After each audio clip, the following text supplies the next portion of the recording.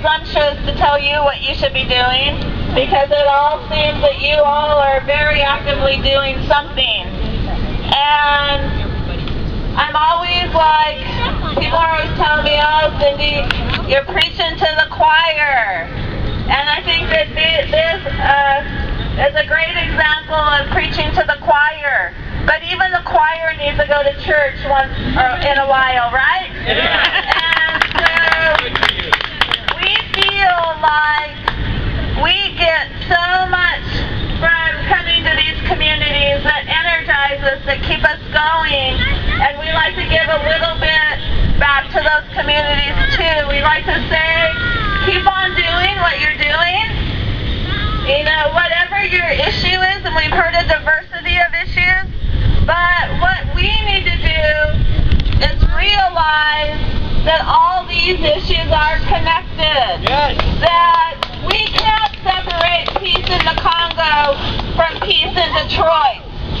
Right? We can't separate, you know, military rape here in the U.S. or across, you know, in our foreign countries we're occupying, and of female troops with the culture of rape we have in this country.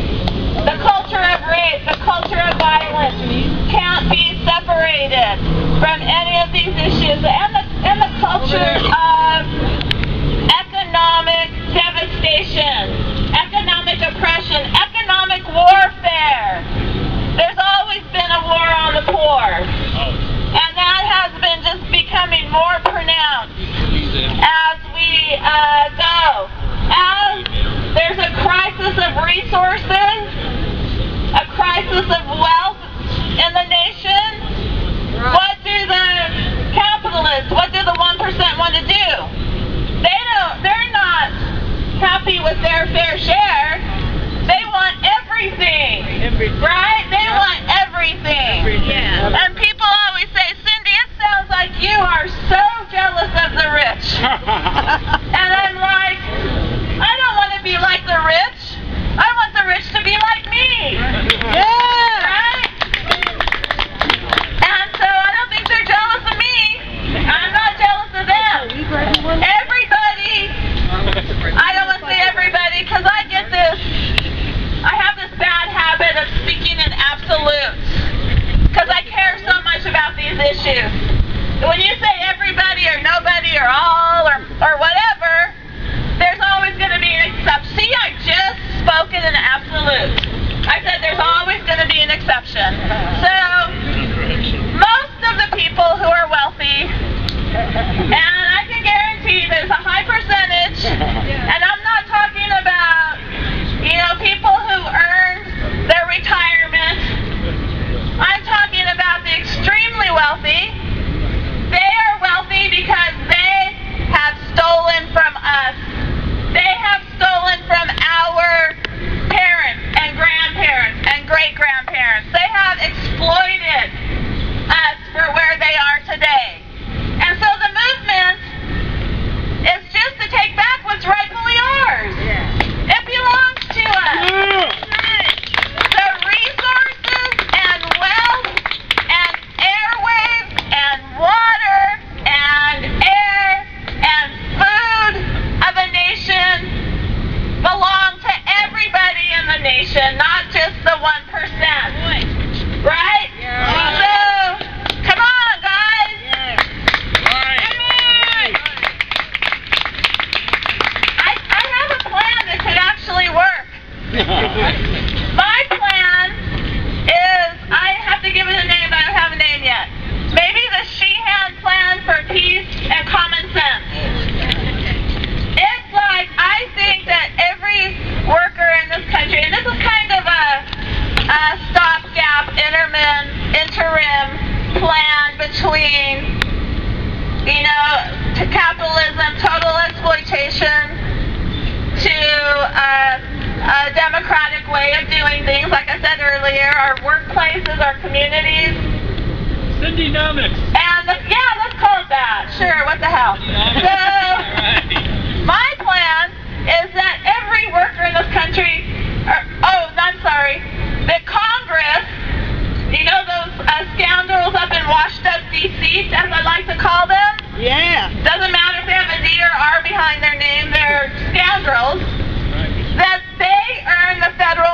wage. And so you know what that means? That means the federal minimum wage would be like $100 an hour at least. Right? And not only that, what's fair is fair. They earn the federal minimum wage, and we get the same kind of benefits they get. Health care, retirement, whatever, right? So that's our minimum, is making the same amount and getting the same benefits as the people that we are supposedly electing get. So how do you like that idea? But how are we going to create that kind of system when the system has institutional momentum against reform, against a fair economic distribution of wealth, against peace? There is institutional momentum against us. Even here, I just saw that when I was assaulted walking to the bathroom. How do we create this? Well, maybe if I had been with a few more people, he wouldn't have felt so brave to assault a lone woman. We do it in numbers. We do it by saying, anybody in the 1%, and I wrote a book in 2009 called Myth America, the 20 greatest myths of the robber class and the case for revolution. When we start talking about the 1%, we're leaving out so many people. We're only talking about the people who have 1% of wealth in this country. We're not talking about their toady media who are just propaganda tools for them. Right? Right. You know, they just read press releases from the establishment. They don't investigate news. We're not talking about their military. We're not talking about their government. And many people in the government also belong to this 1%. Isn't that convenient? Right? Yeah. And they don't talk about their police forces. And all of these situations conspire to keep the 99% afraid of 1%? What kind of...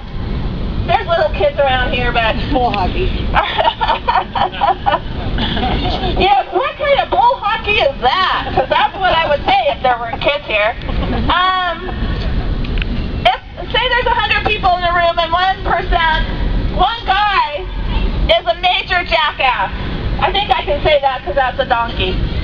Do you think 99 people would put up with one person being a major jackass? Well, of course, we also have something that's called conditioning, that we are taught to respect and obey authority no matter how authoritarian that is.